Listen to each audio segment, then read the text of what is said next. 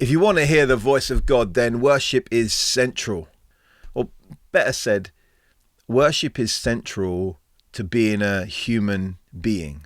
We often talk about worship in a religious sense. We keep it in that sort of religious realm. But actually, worship is something that all people are involved in and engaged in all the time. Whether they give it that language or not, they are.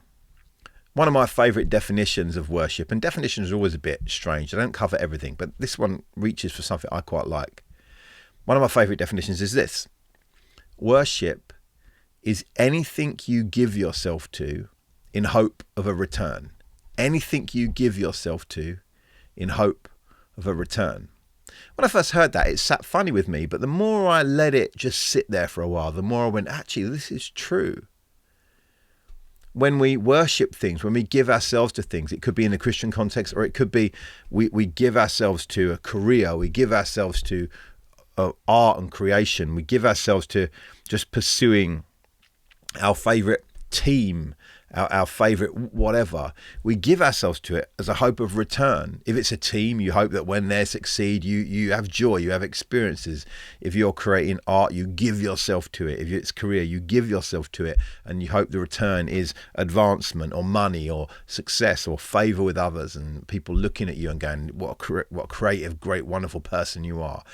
Worship is anything we give ourselves to in hope of a return. We'll come back to that. Sorry, you can hear a noise in the background. That's my dog. We'll check on dog cam. Let's see how dog cam's doing. How you doing, Cooper? He's just down there chilling, just dog life. Let's talk about in the context of hearing God's voice and in the context of Jesus. Let's talk about what worship can be and what it can't be, or what it is not. So worship can be, it certainly is, singing, creating, serving, working, thinking, giving, any number of things. Worship is the giving of anything to another in the name of God. Worship is the surrender of yourself to God. Worship has so many different expressions in the sense of worshiping God. There are so many ways to do it. Now, the primary way that Christians talk about worship, or we consider worship, is sung worship in Christian gatherings. And we'll talk about that a little bit. And that is definitely the most obvious and stick-outy bit in Christian worship. But it's actually so much more than that. What isn't worship? Let's talk about that a bit. What isn't worship? Well, firstly, worship isn't magical. Worship isn't the special glittery magic dust that we put on a problem or our life in order to have God come and rescue us. Worship is not spells. Worship is not a rain dance.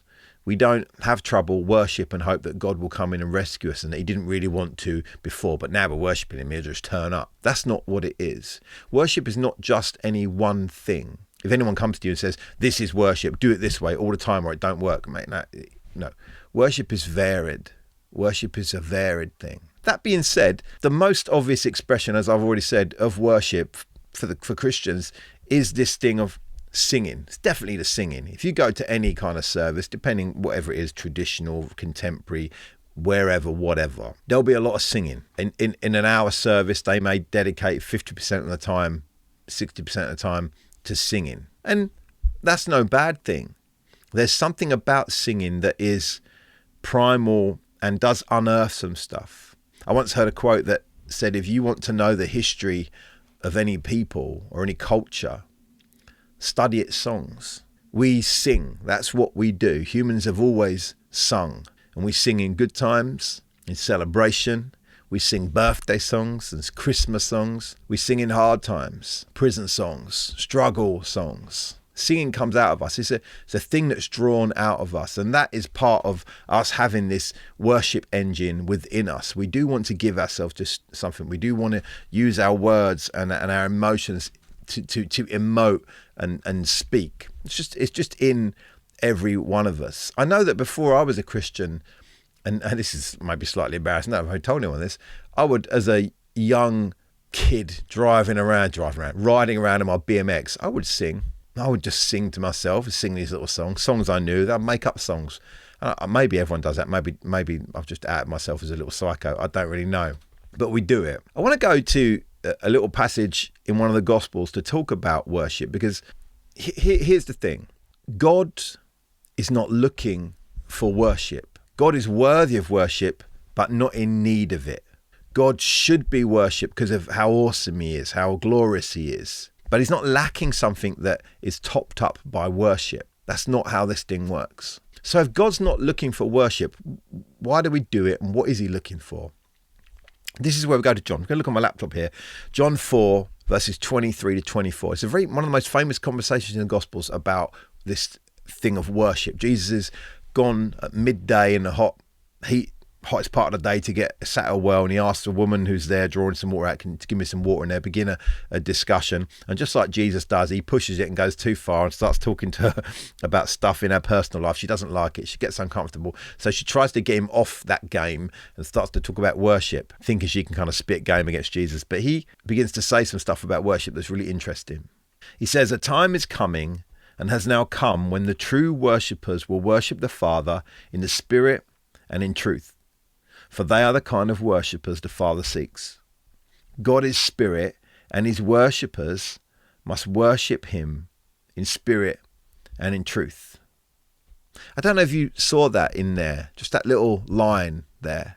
He says, first he talks about worship, that people, true worshippers, will come and worship the Father in spirit and in truth. Then he says this, "For they are the kind of worshippers the Father seeks."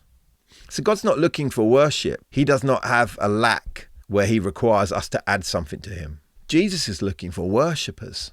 He's not looking for your words. He's looking for you. He wants you. He wants me. He wants us. So if worship is the giving of ourselves to something in hope of a return, then in the Christian sense, worship is the giving of ourselves to God in hope of return from him. And that return is not the rain dance I was talking about, not that magic where God come and fix my problems. The return is his presence. The return is we get closer to the one who made us. And somehow we begin to understand more of who we are. God doesn't long for our worship. He longs for us. He longs for worshippers. Jesus says it right there. These are the kind of worshippers the Father seeks. The Father is seeking worshippers. And that's why we worship. And that's why it's so key in hearing God's voice to begin to tackle this thing of worship. Whatever style you choose gospel, you choose classic, you choose some Anglican organ situation, you choose Gregorian chants, you choose some modern expression of worship. Whatever you choose, doesn't matter. On the non-singing side, whatever activity you choose to do, if you're committed to God, that becomes worship and becomes an arena where God can speak. Now, let me give you another kind of definition here. Again, it doesn't cover everything, a little bit crude, but we'll cover it. It's a little bit of a blunt instrument, this one. Think of worship as a tin opener.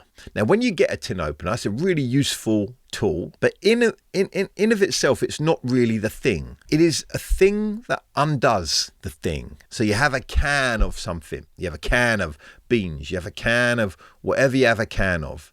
And then you have your tin opener. So the tin opener is a route to get at the thing you want. It's not the thing. It doesn't matter if your tin opener is shiny. It doesn't matter if your tin opener is manual or electric, old or new, shiny or rusty. It doesn't matter if you paid a lot for it or stole it. Tin openers work on tins to help you get to the contents. God is the content. Worship is just a tool. Worship is just a route to the thing. God is the content. We are the worshippers. Worship is like a tin opener to get at his presence.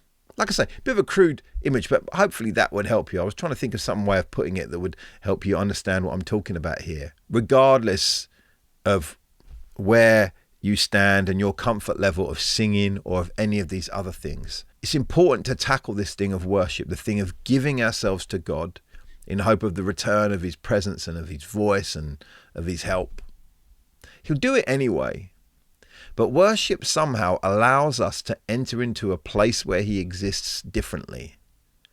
And Christians have known this through centuries, that as they sing, as they serve, as they give time, money, they have found that they have met God there. And it's not so much that he is drawn closer to them because they worshipped, but that they have drawn closer to him because they worshipped, that they move. It's not him. I hope this has been helpful. Do check out the other videos in this little playlist that we're putting together about hearing God, or any of the other videos on the channel. We're keeping building more and more every day. Till next time, bless you. Laters.